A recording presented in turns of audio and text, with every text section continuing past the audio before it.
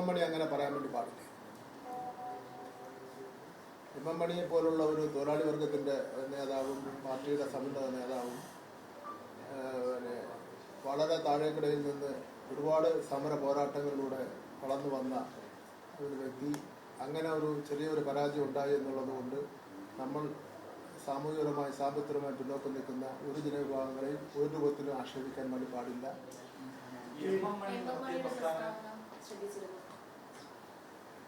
M മണിയുടെ ശൈലിയിൽ M മണി പറഞ്ഞതാണ്.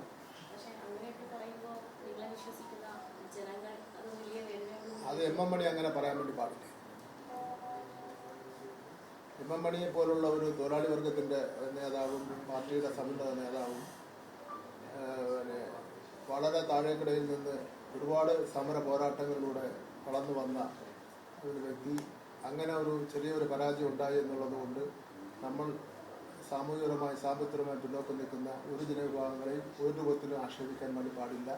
അത് CPMന്റെ നയമാണെന്ന് എനിക്ക് തോന്നുന്നു. ഈ നിയമസഭാ തെരഞ്ഞെടുപ്പ് അല്ലെങ്കിൽ 6 മാസത്തിനപ്പുറം ഇരിക്കുന്നുണ്ട്. അപ്പോൾ ഈ തുടർച്ച എന്നുള്ളതൊക്കെയായിരുന്നു ക്യാമ്പയിൻ. അതിനെന്തെങ്കിലും കരുതലുകളാണോ അല്ലെങ്കിൽ സംശയത്തിലാണോ? അതൊന്നും പാർട്ടി സംസ്ഥാന കമ്മിറ്റി സംസ്ഥാന സെക്രട്ടറിയുടെ കൂടിയിട്ടില്ല. അതിൻ്റെ പാർട്ടി പോളിംഗ് ബ്യൂറോ എല്ലാം കൂടിയ ശേഷം മാത്രമേ ഒരു തീരുമാനം പറയാൻ വേണ്ടി പറ്റുള്ളൂ. പിന്നെ നിങ്ങൾ എല്ലാവരും ഇന്നലെ ജില്ലാ കമ്മിറ്റി ഓഫീസിലുണ്ടായിരുന്നു. എല്ലാ ദിവസവും നിങ്ങളുമായിട്ട് ഞാൻ സഹകരിച്ച് പോകുന്ന ആളാണ്. നിങ്ങൾ ഇങ്ങോട്ട് സഹകരിക്കുന്നവരാണ്.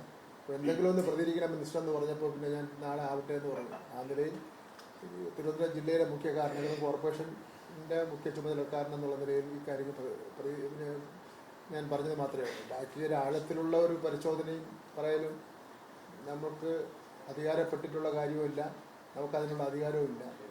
തിരുവനന്തപുരം ജില്ലയും തിരുവനന്തപുരം നഗരസഭയിലും സ്വാഭാവികമായിട്ട് നമുക്ക് പറയാനുള്ള അവകാശം അധികാരമുണ്ട്. അതാണ് ഞാൻ അവിടെ സൂചിപ്പിച്ചത്. അതായത് ഒരു മൂന്നാം ഇടത് സർക്കാർ ഉണ്ടാവുമെന്നാണോ അല്ലെങ്കിൽ ഇപ്പോ അതേ ഒരു തൃശ്ശങ്കുലായി എന്നുള്ളതാണോ ഇപ്പോ? എന്താണ് അനിയന്റെ അഭിപ്രായം? എന്റെ അഭിപ്രായത്തിനല്ലോ. അല്ല, ഉണ്ട്. അനിയന്റെ അഭിപ്രായത്തിൽ വിലയുണ്ട്. ഈ ഘട്ടത്തിൽ നോക്കുകയാണെങ്കിൽ അതിലിപ്പോ തൃശ്ശങ്കൂലാണ്. തൃശ്ശങ്കൂല അതൊക്കെ മാറ്റിയെടുക്കാം. മാറ്റിയെടുക്കാൻ കഴിയും. പിന്നെന്ത്, അതിൽ ഉൾക്കടപ്പെടേണ്ട കാര്യമില്ല.